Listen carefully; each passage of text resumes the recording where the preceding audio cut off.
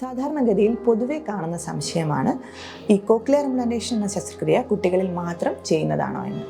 ജന്മന കേൾവി ഇല്ലാത്ത കുട്ടികളിൽ കേൾവിശക്തി തിരിച്ചു കിട്ടാൻ ഉള്ള ശസ്ത്രക്രിയയാണ് കോക്ലിയർ ഇംപ്ലാന്റേഷൻ. എന്നാൽ ഇത് കുട്ടികളിൽ മാത്രം ചെയ്യുന്ന ശസ്ത്രക്രിയ അല്ല. മുതിർന്ന ആളുകൾ, നോർമലായിട്ടുള്ള കേൾവിശക്തിയും നോർമൽ സംസാരശേഷിയുമുള്ള മുതിർന്ന ആളുകളിൽ പല കാരണങ്ങൾ കൊണ്ട് കേൾവിശക്തി പൂർണ്ണമായി നഷ്ടപ്പെടാം. ഇങ്ങനെയുള്ള ആളുകളിൽ വളരെ ഫലപ്രദമാണ് കോക്ലിയർ ഇംപ്ലാന്റേഷൻ എന്ന ശസ്ത്രക്രിയ. അതുപോലെ പലരിലും പ്രായാധിക്യം കാരണം കേൾവിശക്തി നഷ്ടപ്പെടാം, കേൾവിശക്തി പതിയെ കുറഞ്ഞു വരാം. ഇങ്ങനെയുള്ള ആളുകളിൽ സാധാരണഗതിയിൽ ആദ്യം ഉപയോഗിക്കുന്നത് ശ്രവണ സഹായി അഥവാ ഹിയറിംഗ് എയ്ഡാണ്. പല ആളുകളും ഹിയറിംഗ് എയ്ഡ് കൊണ്ട് തന്നെ നല്ല ബെനിഫിറ്റ്, അതായത് ഗുണം ലഭിക്കുകയും ചെയ്യും. എന്നാൽ ചില കേസുകളിൽ ഹിയറിംഗ് എയ്ഡ് കൊണ്ടും വലിയ ഫലം ലഭിക്കുകയില്ല. അതായത് അവർക്ക് പൂർണ്ണമായ കേൾവി ലഭിക്കുകയോ സംസാരം ക്ലിയർ ആവുകയോ, അതായത് സ്പീച്ച് ക്ലിയർ ആവുകയോ ചെയ്യുകയില്ല.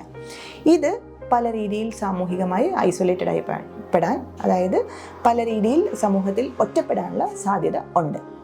ഇങ്ങനെയുള്ള കേസുകളിലും കോക്ലിയർ ഇംപ്ലാന്റേഷൻ വളരെയധികം ഫലപ്രദമാണ്.